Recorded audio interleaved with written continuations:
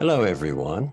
This is Jerome Waddle, and today's reading will be from the Red Book Scrutinies, pages 339 to 341, where after befriending his soul, Jung is visited by three shades. Just a reminder to listeners that Scrutinies is the third and last part of the Red Book and is Jung's summation representing the key experiences in the first two parts of the Red Book. Part 1, Leva Primus, the ancient spirit of the depths, and Part 2, Libra Secundus, the spirit of our time. The previous readings from Scrutinies are available on this channel. The first where Jung scolds his ego I, and ended with Jung learning to be alone with himself in his ego I. The second where Jung questions his soul, who is a feminine voice represented by the wisdom of Sophia. And third, where Jung befriends PHILEMON, the wise old man archetype. If you miss them, see the description for the clickable links. In this section of the Scrutinies, Jung continues in what he later called his active imagination process and starts dialoguing with his collective unconscious, with three figures personified as shades or spirits of the dead. Before I begin reading, there will be some new terms you may not be familiar with. The Egyptian red sun disk. HAP, or HAP, is a term used as a substitution for the word phallus that he originally used in Black Book 5. HAP is also an Egyptian god of the Nile, representing fertility. Brimo is the angry or terrifying ancient Greek goddess of the underworld, who carried two torches, gave birth to a holy boy, and transformed Queen Heveka into a hound. There will also be an intermission about halfway through, where you can take a break and pause the video. The reading. Several weeks later, three shades approached me. I noticed from their chilly breath that they were dead. The first figure was that of a woman. She drew near and made a soft whirring sound, the whirring of the wings of the sun beetle. Then I recognized her. When she was still alive, she recovered the mysteries of the Egyptians for me, the red sun disk and the song of the golden wings. She remained shadowy, and I could hardly understand her words. She said, "It was night when I died. You still live in the day. There are still days, years ahead of you. What will you begin? Let me have the word. Oh, that you cannot hear. How difficult. Give me the word." I answered dismayed, "I do not know the word that you seek." But she cried, "The symbol, the mediator. We need the symbol. We hunger for it. Make light for us." "Where from? How can I? I do not know the symbol that you demand." But she insisted. "You can do it. Reach for it." And precisely at this moment, the sign was placed in my hand, and I looked at it filled with boundless astonishment. Then she spoke loudly and joyfully to me. "That is it. That is HAP, the symbol that we desired and we needed. It is terribly simple, initially stupid, naturally godlike. The god's other pole. This is precisely the pole we needed." "Why do you need HAP?" I replied. "He is in the light. The other god is in the night." "Oh," I answered, "what's that, beloved? The god of the spirit is in the night? Is that the sun? The son of the frogs? Woe betide us if he is the god of our day. But the dead one spoke full of triumph. He is the flesh spirit, the blood spirit. He is the extract of all bodily juices, the spirit of the sperm and the entrails, of the genitals, of the head, of the feet, of the hands, of the joints, of the bones, of the eyes and ears, of the nerves and the brain. He is the spirit of the sputum and of excretion. Are you of the devil? I exclaimed, full of horror. Where does my flashing godly light remain? But she said, But your body remains with you, my beloved, your living body. The enlightening thought comes from the body. what thought are you talking about? I recognize no such thought, I said. It crawls around like a worm, like a serpent, soon there, soon here, a blind newt of hell. Then I must be buried alive. Oh, horror, oh, rottenness. Must I attach myself completely like a leech? Yes, drink blood, suck it up, get your fill from the carcass. There is juice inside, certainly disgusting, but nourishing. You should not understand, but suck. Damned horror. No. 3 times.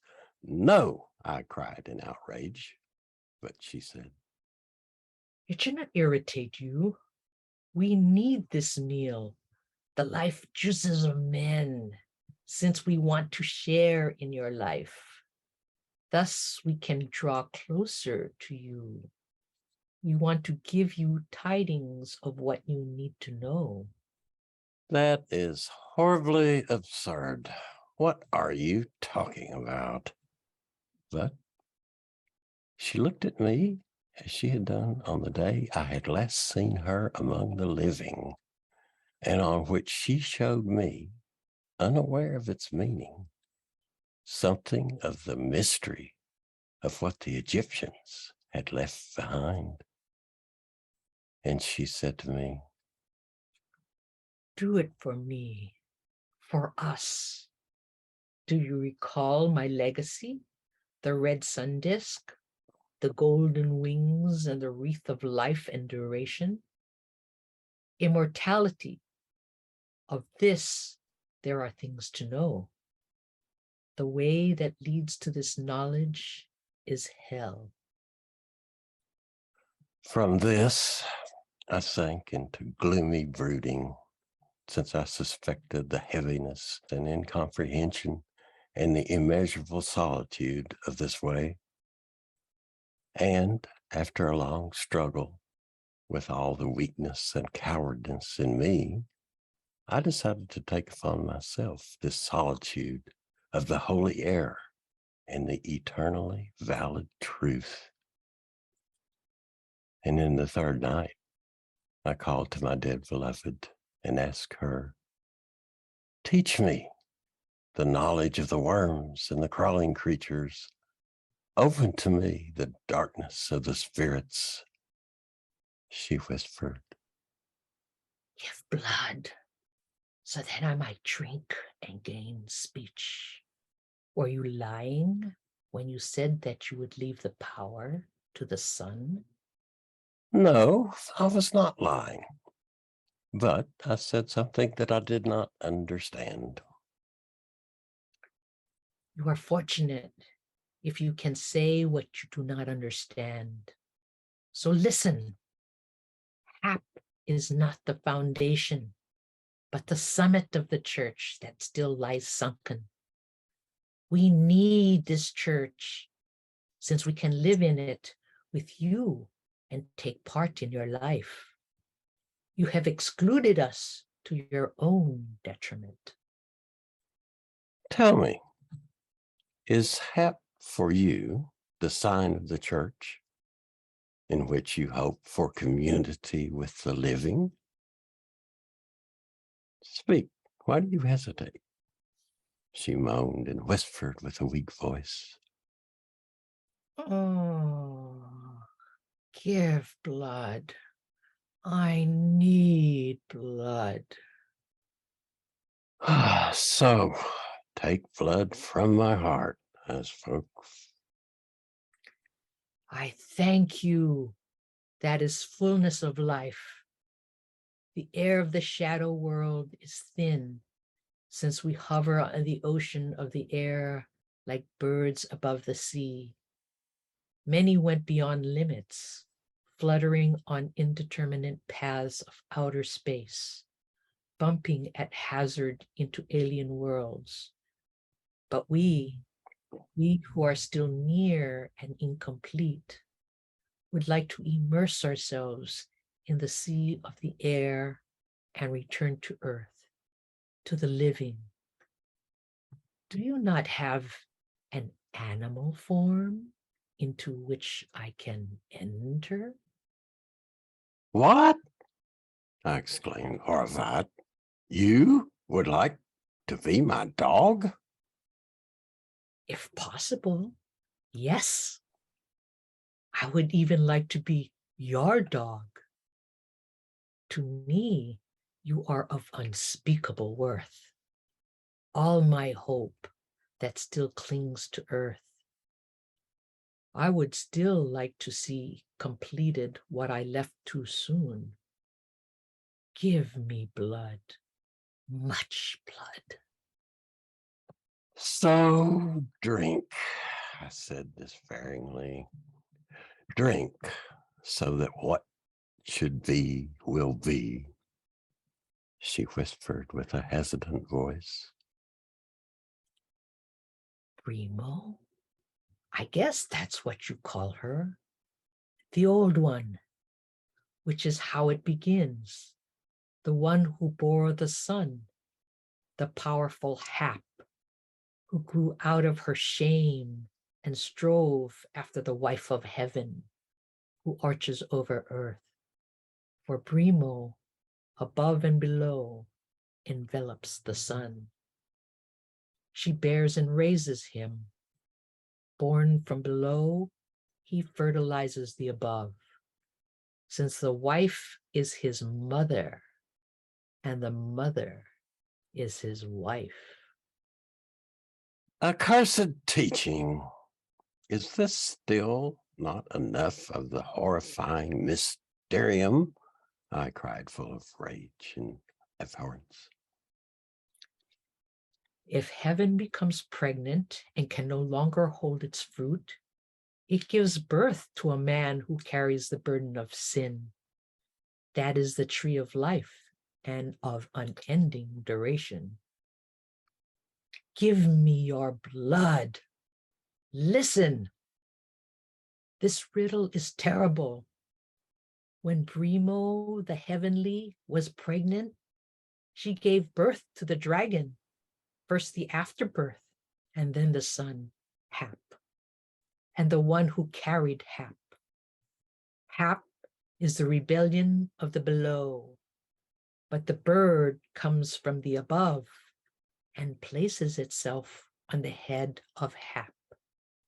That is peace. You are a vessel. Speak, heaven, pour out your rain. You are a shell. Empty shells do not spill, they catch. May it stream in from all the winds. Let me tell you that another evening is approaching. A day, 2 days, many days have come to an end. The light of day goes down and illumines the shadow, itself a shadow of the sun. Life becomes a shadow, and the shadow enlivens itself. The shadow that is greater than you, Do you think that your shadow is your sun?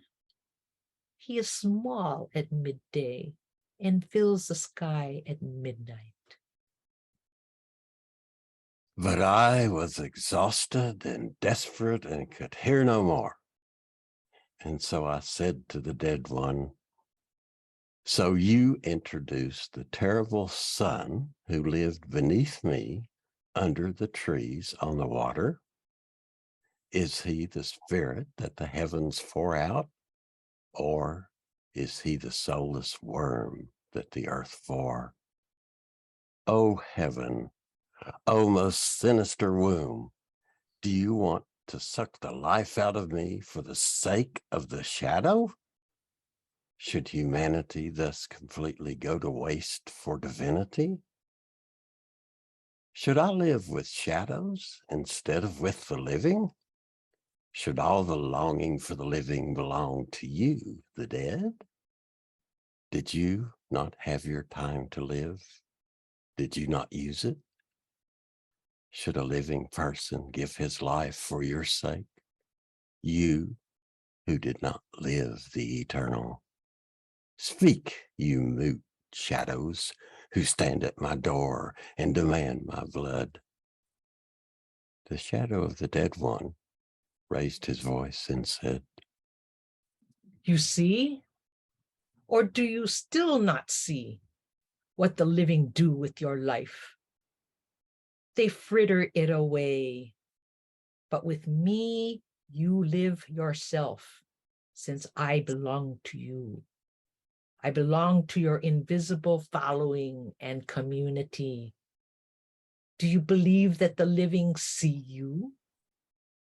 They see only your shadow, not you, you servant, you bearer, you vessel. how you hold forth. Am I at your mercy? Should I no longer see the light of day? Should I become a shadow with a living body? You are formless and beyond grasp, and you emanate the coldness of the grave, a breath of emptiness. To let myself be buried alive, what are you thinking of? Too soon, it seems to me. I must die first. Do you have the honey that pleases my heart and the fire that warms my hands? What are you, you mournful shadows, you specters of children? What do you want with my blood? Truly, you are even worse than men. Men give little, yet what do you give? Do you make the living, the warm beauty, or joy, perhaps? Or should all this go to your gloomy hell? What do you offer in return? Mysteries? Will the living live from these? I regard your mysteries as tricks if the living cannot live from them. But she interrupted me and cried, Impetuous one, stop. You take my breath away. We are shadows. Become a shadow and you will grasp what we give. I do not want to die to descend into your darkness. But you need not die. You must only let yourself be buried. In the hope of resurrection? No joking now. But she spoke calmly. You suspect what will happen. Triple walls before you and invisibility. To hell with your longing and feeling. At least you do not love us, so we will cost you less dearly than the men who roll in your love and patience and have you make a fool of yourself. My dead one, I think you are speaking my language. It's time for an intermission, so take a quick break. You can pause the video, and you may want to reflect upon the shade demanding that young become a shadow.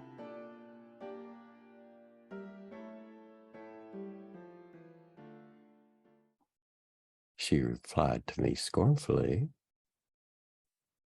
Men love, and you? What an error. All this means is that you want to run away from yourself. What do you do to men? You tempt and coax them into megalomania to which you fall victim.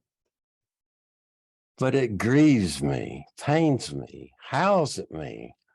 I feel a great longing. Everything soft complains, and my heart yearns. But she was unsparing. Your heart belongs to us. What do you want with men?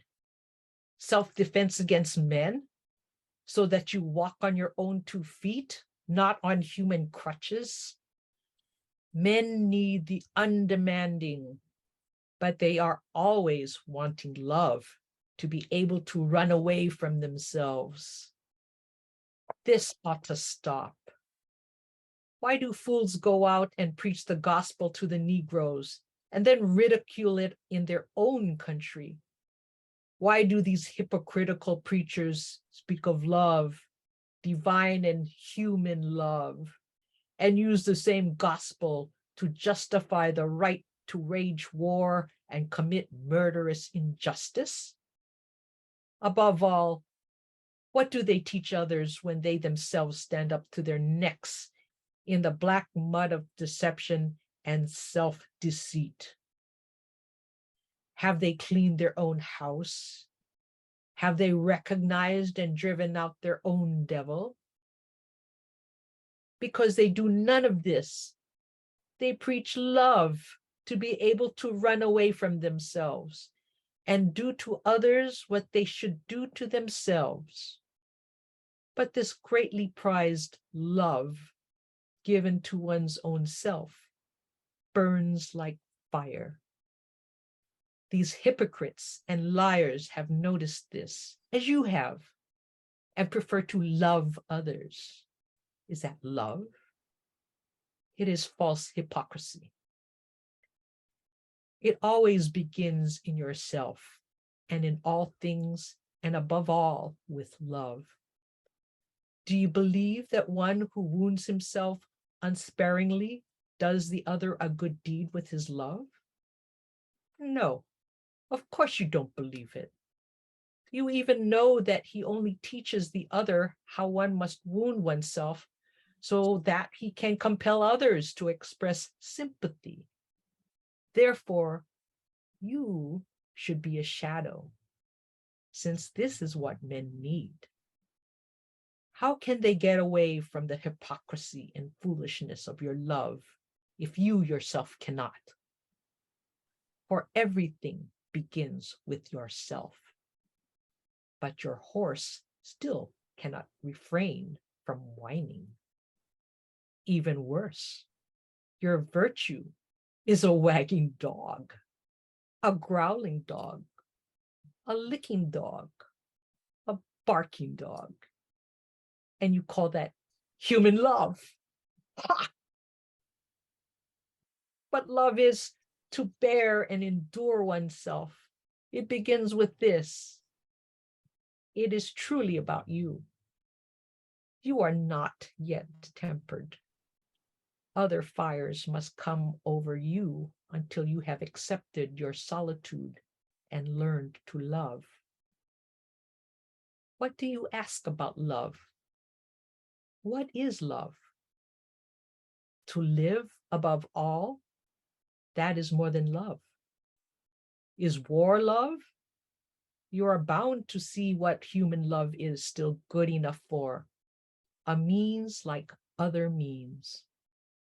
Therefore, above all, solitude until every softness toward yourself has been burnt out of you. You should learn to freeze. I see only graves before me, I answered. What cursed will is above me? The will of the God that is stronger than you, you slave, you vessel. You have fallen into the hands of the greater. He knows no pity. Your Christian shrouds have fallen, the veils that blinded your eyes. The God has become strong again. The yoke of men is lighter than the yoke of the God. Therefore, everyone seeks to yoke the other out of mercy. But he who does not fall into the hands of men falls into those of the God. May he be well, and may woe betide him. There is no escape. Is that freedom? I cried. The highest freedom. Only the God above you, through yourself.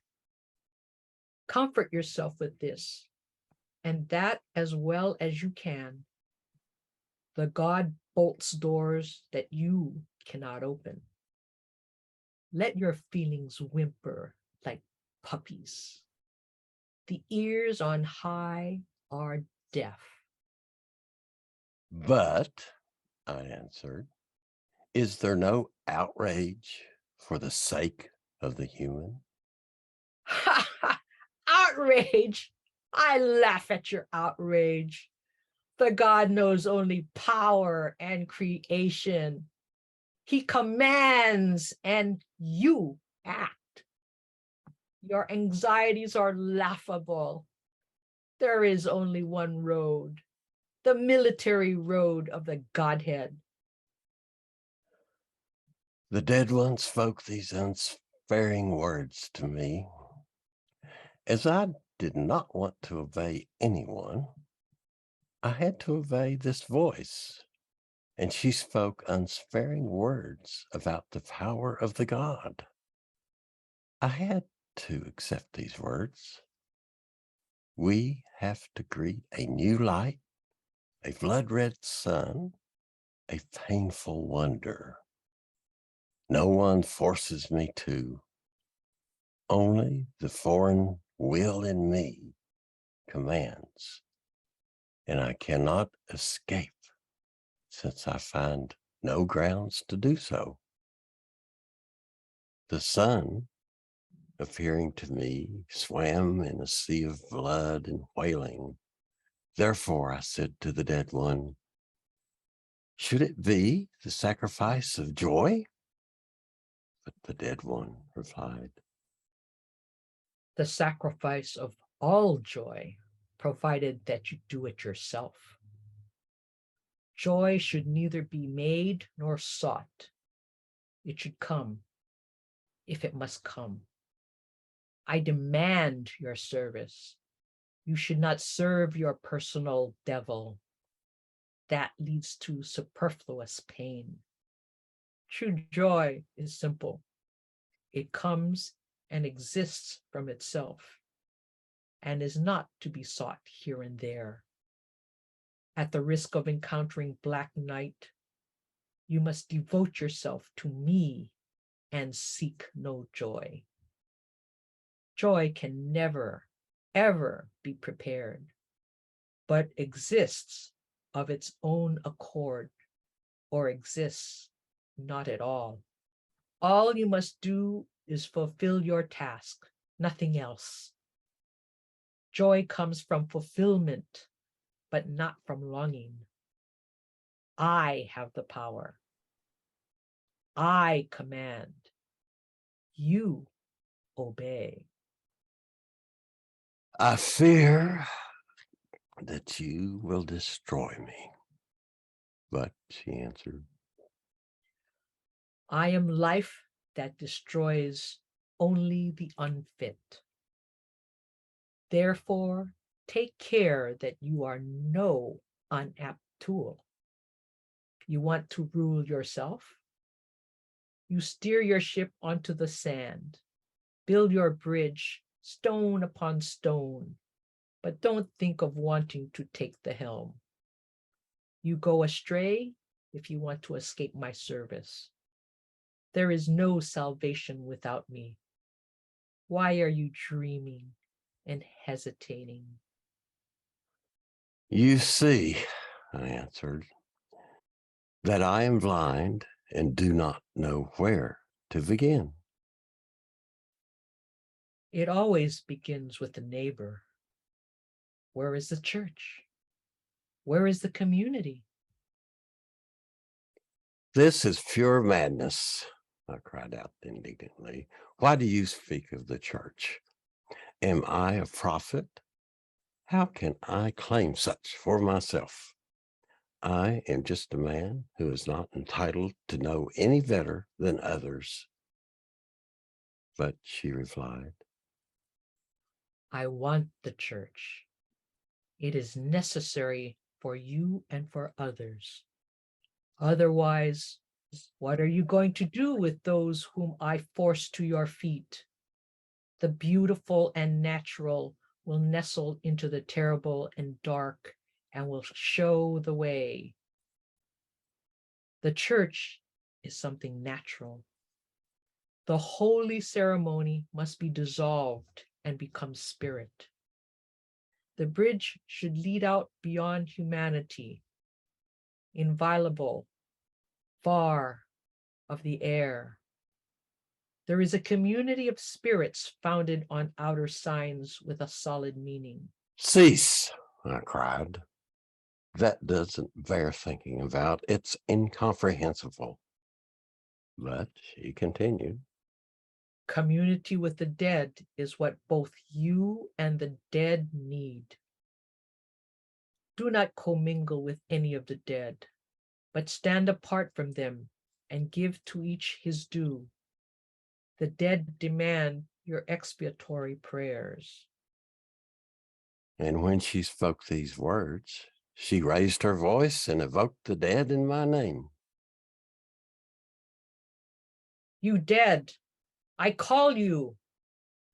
You shadows of the departed who have cast off the torment of living. Come here. My blood, the juice of my life, will be your meal and your drink. Sustain yourself from me so that life and speech will be yours. Come, you dark and restless ones. I will refresh you with my blood, the blood of a living one, so that you will gain speech and life in me and through me. The God forces me to address this prayer to you so that you come to life. Too long have we left you alone. Let us build the bond of community so that the living and the dead image will become one, and the past will live on in the present.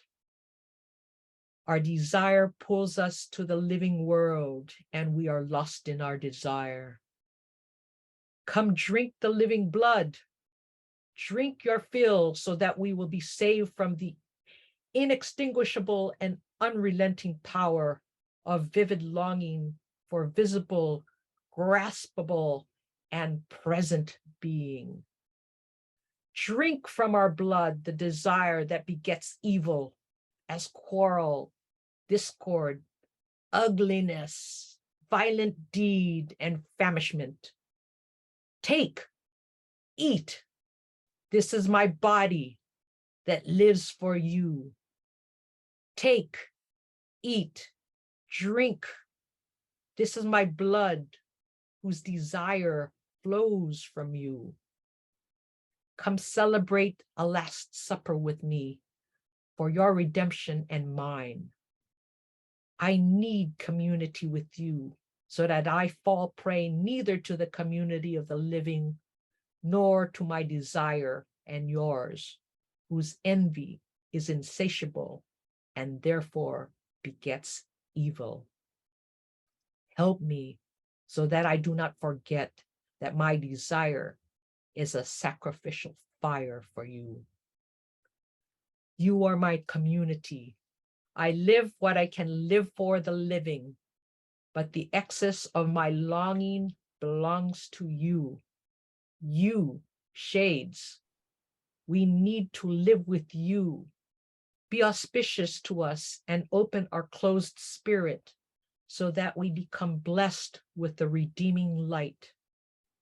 May it happen thus.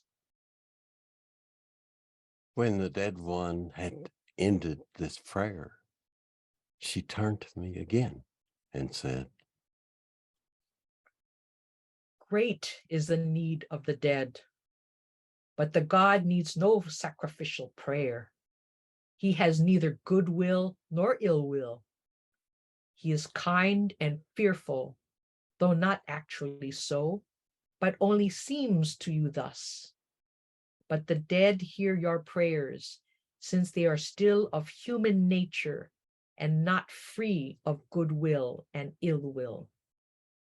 Do you not understand? The history of humanity is older and wiser than you.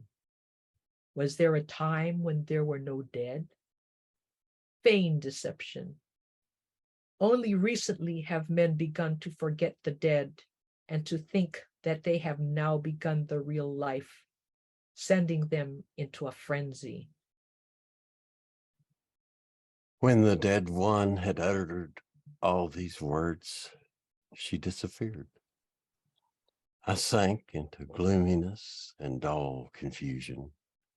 When I looked up again, I saw my soul in the upper realms, hovering, irradiated by the distant brilliance that steamed from the Godhead. This completes the section with the three shades. And thanks for listening. And many thanks to my dear friend Joss for reading The Voice of the Shades.